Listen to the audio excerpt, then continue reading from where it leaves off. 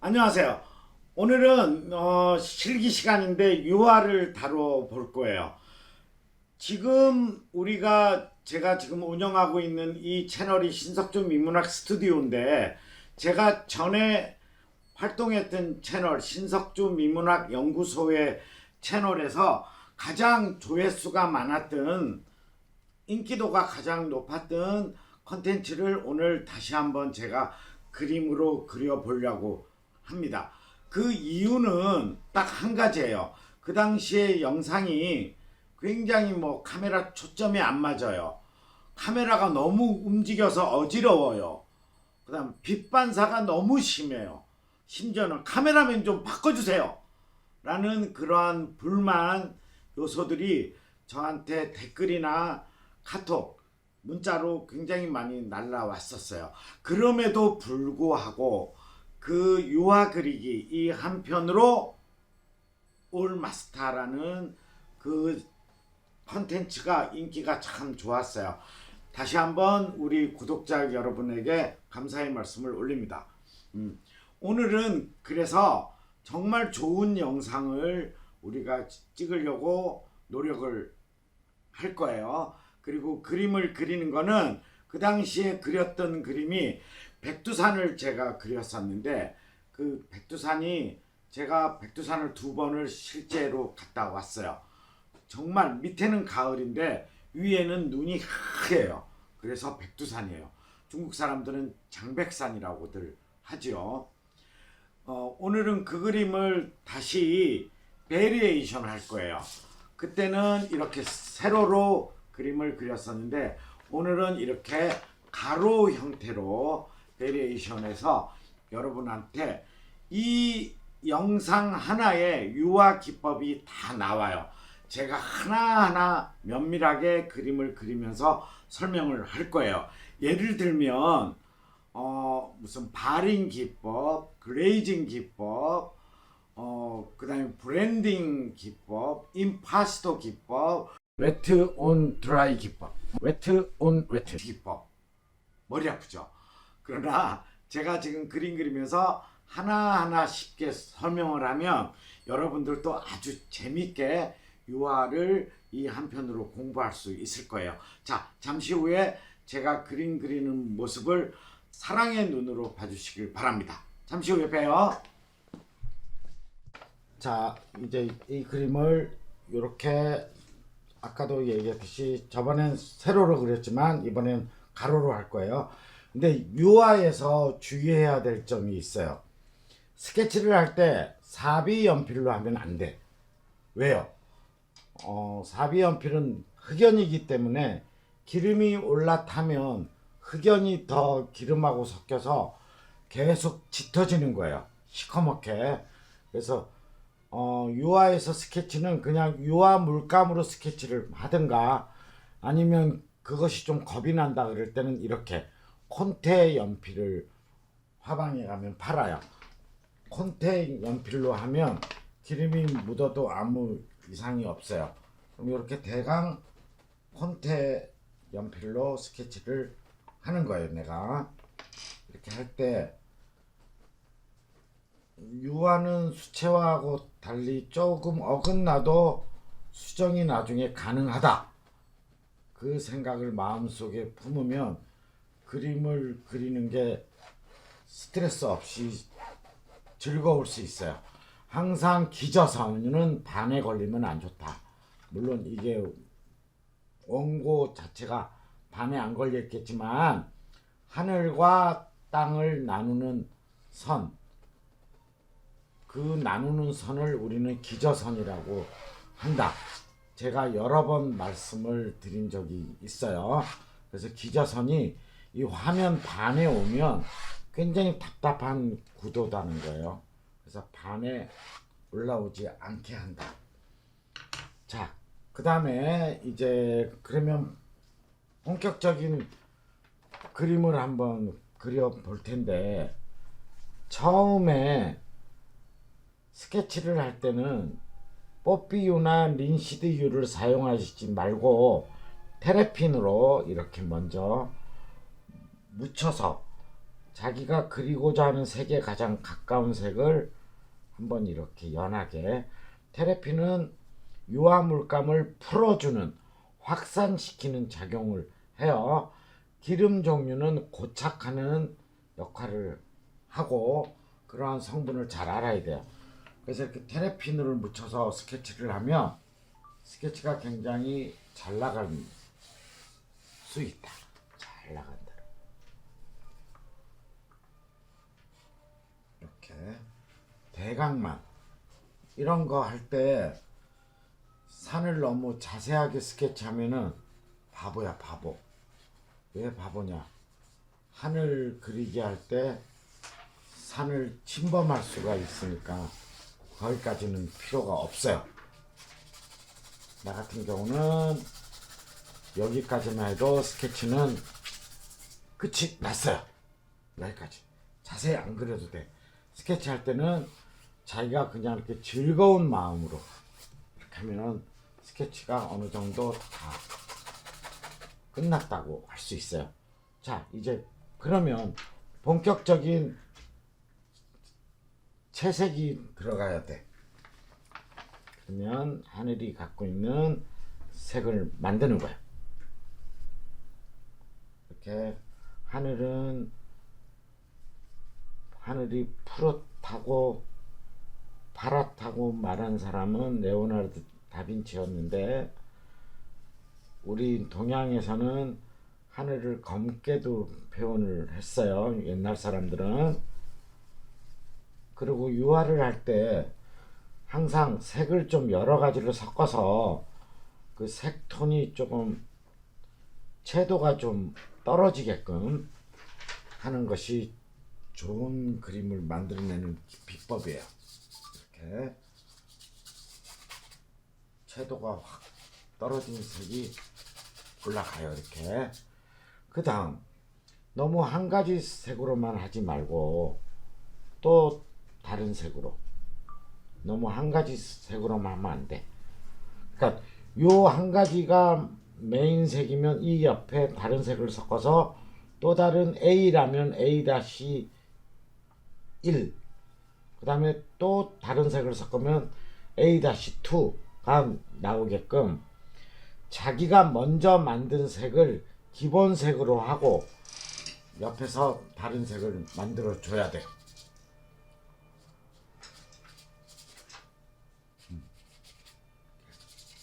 하늘이 나오는 거.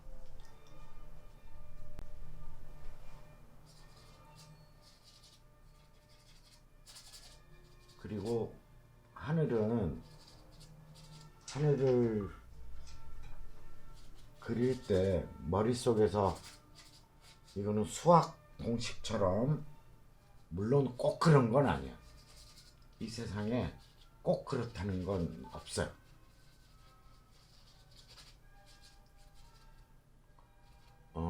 하늘은 윗부분이 조금 진해지는 것이 더 분위기를 드라마틱하게 만들어줘요. 조금은 판타스틱한 느낌도 주고. 이렇게. 자. 그리고 하늘이 밑으로 내려올수록은 색을 연하게 쓴다. 조금 밝게.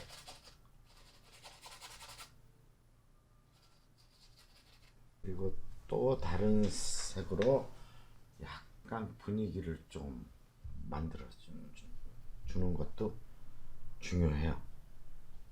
또 다른 색을 약간 가미해서 이렇게 약간 다른 색이 가미해서 그냥 툭툭툭 해. 별 다른 스트레스 갖지 마. 제가 늘 이야기하는 것 중에 하나, 무엇을 보고 그리지만 나중엔 이거 안 봐. 그림만 돼.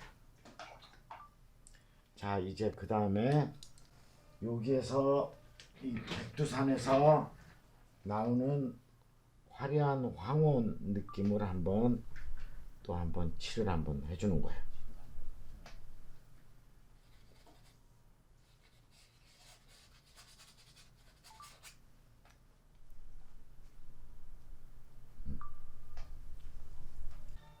이렇게 다양한 색을 발라줘요. 우선 쭉쭉쭉.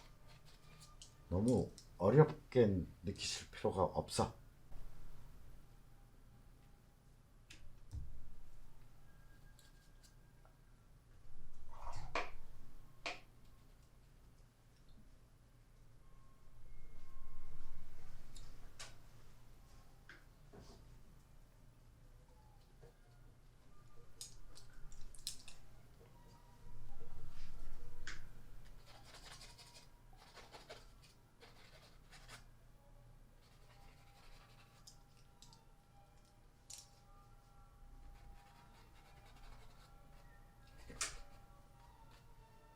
이런 산에 이렇게 황혼이 스칠 때 분위기가 참 좋죠. 모든 생각이 나고. 이런 식으로 쭉쭉.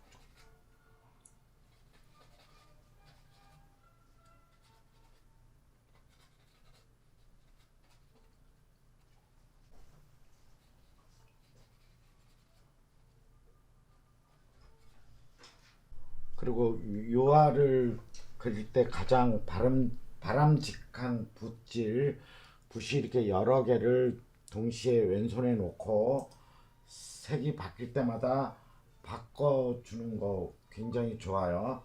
어떤 사람들은 유화 이렇게 그리는 걸 내가 옆에서 학교에서도 자세히 보면 붓 한두 개를 가지고 붓 세척액에서 그걸 계속 빨아가면서 사용하는 사람이 있는데, 물론 그림 그리는 건 수월하게 나올 수가 있어. 그러나 1년 뒤가 되면 그 그림이 쩍쩍 갈라져. 크레기가. 그게 왜 그러냐면 붓바리액에 석유톤이 밑에서 트러블을 일으키는 거예요.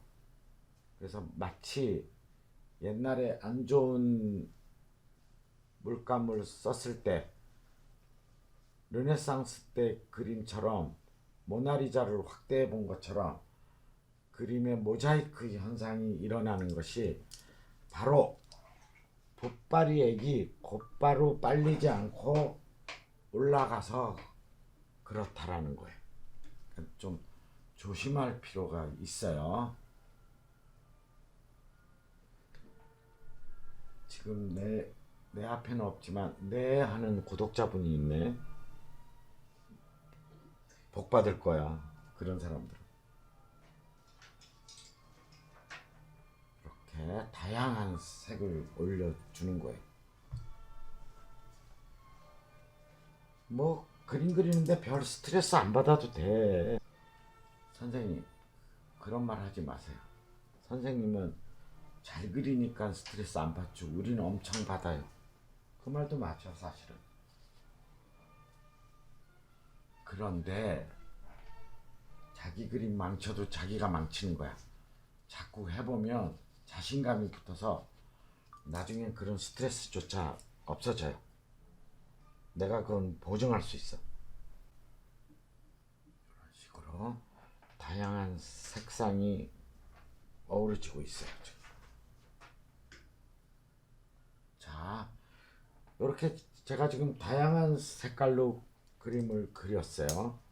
근데 다른 그림처럼 제가 너무 신경을 안 쓰듯이 막 축축축 그려나가는 이유가 있단 말이죠. 그게 뭘까요? 바로 이 기법을 소개하기 위해서. 브랜딩 기법. 화방에 가면 이런 양모털 붓을 싸요. 굉장히 저렴한 붓인데 이게 이제 부드럽거든요. 이걸로 이제 비벼주면, 브랜딩 기법이라는 거는 서로 다른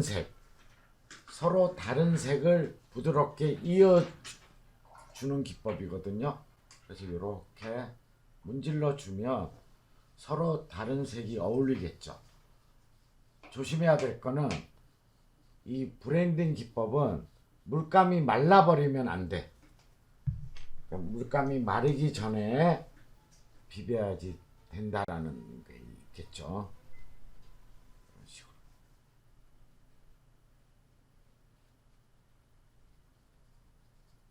그러면은 뭔가 지금 나타나고 있어요.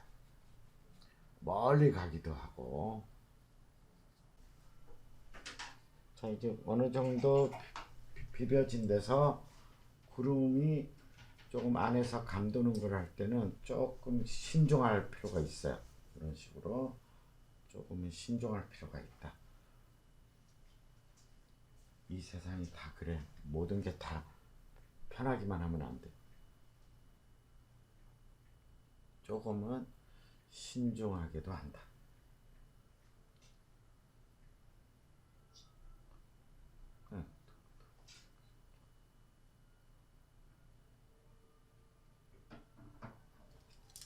이렇게 했으면 여기도 살짝 비벼주는 거예요. 이렇게 브랜딩 기법으로. 그러면 구름의 움직임이 나타나고 있겠죠. 자, 그러면 하늘이 어느 정도 다 되었다고 가정을 하면 이제 그 밑에 산을 그려야만 되는, 또 우리가 숙명을 갖고 있어요. 그러면 산을 좀 표현을 해보자고요. 자, 그 다음 이제 두 번째 산을 표현을 해야 되는데, 요거는 또 어떤 기법적인 이야기를 하면 웨트 온 웨트. 자, 그래요. 굳이 말을 하자면 물감이 완전히 말라 있을 때 올리는 걸 웨트 온 드라이 기법이라고 하면, 요거는 웨트 온 웨트, 젖은 상태에서도 물감을 올리면서 그림을 그린다라는 뜻을 갖고 있어요.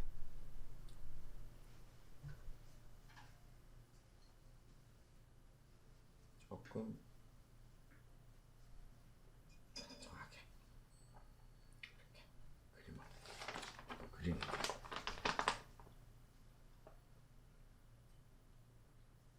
산이 갖고 있는 느낌을 만들어 주는 거예요.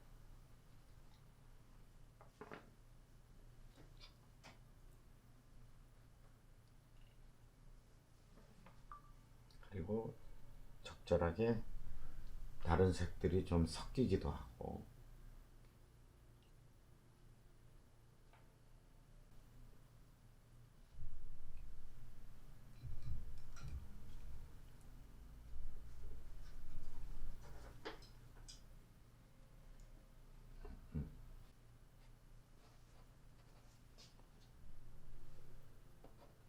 그리고 이 유화를 할 때는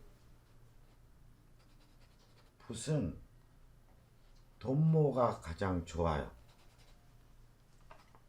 유화는 돈모, 디지털로. 그래서 이렇게 뻑뻑하게 그어낼 수가 있어야 돼.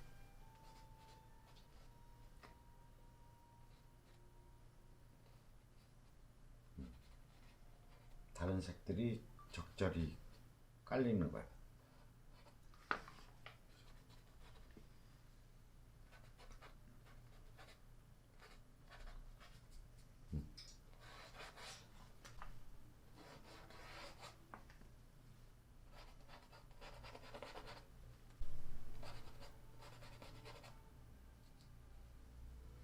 쭉 산이 나오고.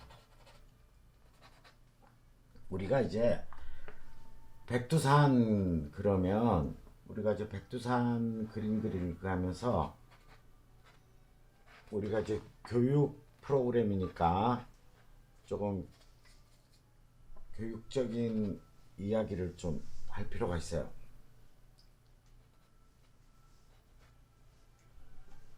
이 우리나라의 모든 백두산 그림을 보면 전부 다 구도가 한 가지야.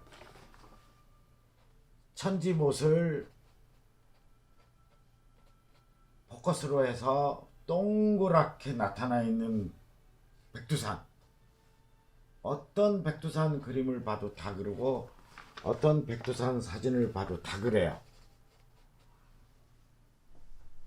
그러나 우리 채널에서는 이 백두산을 멀리 본 백두산을 지금 그리고 있어요. 이 얘기는 어떤 이야기일까요? 늘 남과 다른 그림을 그리라는 거예요. 늘 남과 다른 그림을.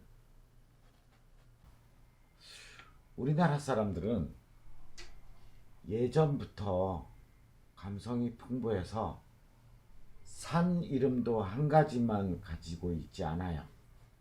지금 백두산을 그리지만 지금 그림 그리는 게 쳐다만 보면 지겨울 수 있으니까 우리 교육적인 얘기 한마디 하기로 해요. 조선시대까지는 금강산이라는 산을 금강산으로만 불려지고 있지 않았어요. 봄에는 금강산, 여름에는 복례산, 가을에는 풍악산, 겨울에는 계골산이라고 이름을 4가지를 따로따로 불러줬어요. 그 계절에 맞는 이름을 지어줬다는 거예요. 사람도 김개똥이라는 이름만 있는 게 아니라 아호도 있고 별명이 있듯이 그런 걸 여러분들이 감지하면 좋은 수업이 될 것 같아요. 이렇게 이제 짙은 색을 먼저 했으면 유화에서는 하이라이트는 나중에, 요게 굉장히 작은 그림이에요. 여러분들 화면으로도 느끼겠지만, 그래서 제가 원래 붓질을 크게 하는데 그림이 워낙 작다 보니까 저 역시도 붓질을 지금 섬세하게 하고 있는 거예요. 이렇게 하이라이트를 줄 건 나중에 한다.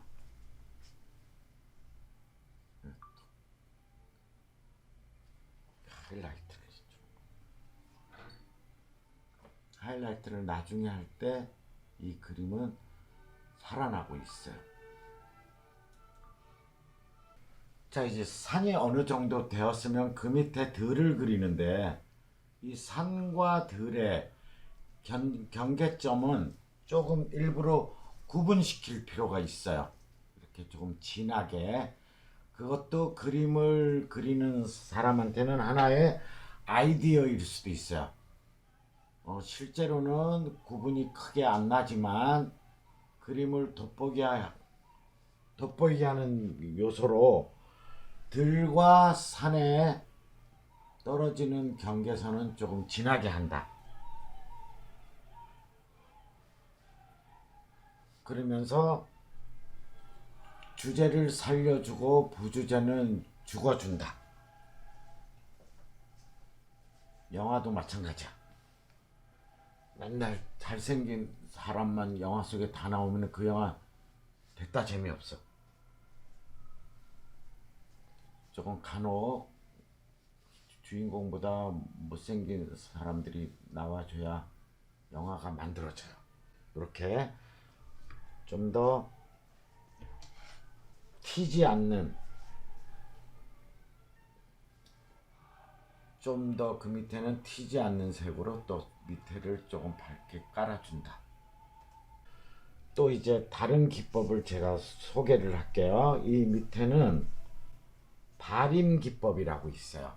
원래 그레이징 기법이라는 게 있는데 여기에서 그레이징 기법을 사용하기는 조금 어려워요. 그레이징은 마르고 완전히 마른 채색된 면 위에 얇게 색을 덧붙여서 마치 우리가 어릴 적 미술 시간에 해봤던 셀룰루지 효과가 나타나는 것을 그레이징 기법이라고 해요. 마치 비치는 것처럼 하는 건데 여기서는 그게 어려우니까 발인 기법으로 제가 이거를 멋지게 한번 소화를 해보겠습니다.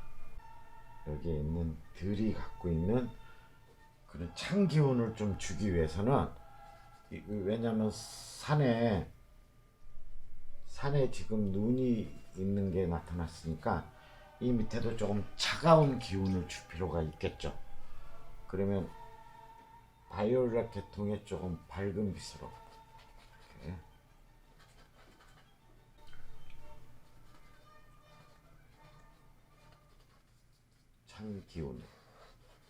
찬 기운을 불어넣어준다.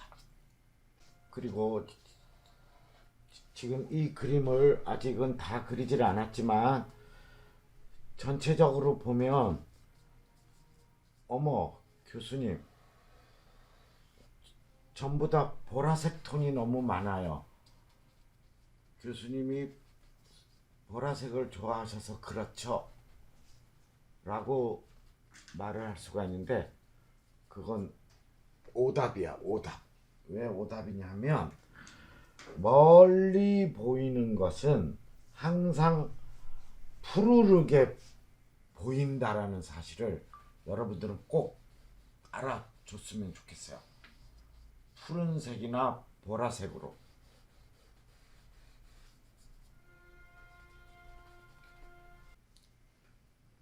자, 요렇게 이제 앞에 있는 들을 따라줬으면 아까 제가 소개를 할 게 발인 기법이라는데 발인 기법은 은자도 와서 봐. 이렇게 발인 기법은 헝겊이나 휴지를 이렇게 손에 이렇게 껴서 이거를 문질러 주는 거야. 싹. 그러면서 간지를 만들어내고 있어. 부드럽게. 이렇게 여자들이 화장할 때처럼 이렇게 문질러서 이런 발인 기법은 초상화에서 많이 사용을 해요. 이렇게 문질러면 부드러운 면이 만들어지고 있어요. 뽀송뽀송한 면. 오케이? 이렇게 그냥 손으로 해도 되고 이런 걸 우리는 발인 기법이라고 한다. 그 다음에 여기서 이제 조금 우리가 세밀한 거는 좀 이렇게 경계를 줘서 또 다른 분위기를 좀 만들어 내줘야 돼요.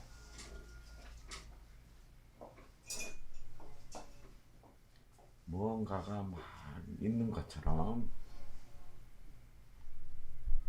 무언가가 있는 것처럼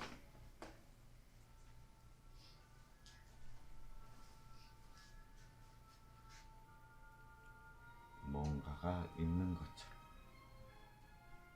만들어주는 것도 중요해요. 그 다음에 요게 바다가 아니고 앞에 마른 들이거든. 그러면 그 들의 느낌을 하려면 조금 이렇게 점을 찍듯이 점묘법이라 그래. 이건 또 점묘법은 뭐 누구나 다 아는 말이죠. 우리나라 말은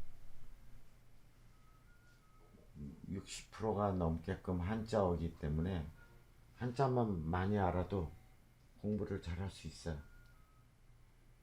이렇게 이게 바다가 아니라는 걸 표현해 줘야 돼요.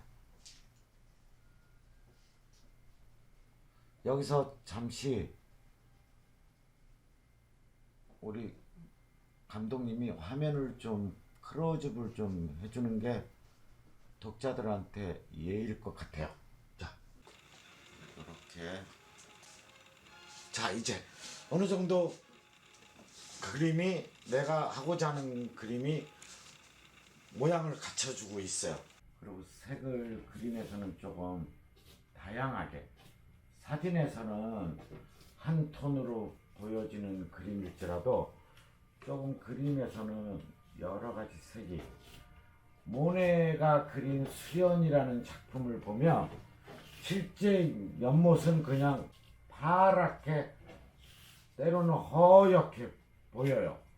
근데 모네는 거기다가 아주 여러 가지 색을 넣어서 굉장히 회화적 풍요로움을 우리가 맛볼 수 있잖아요.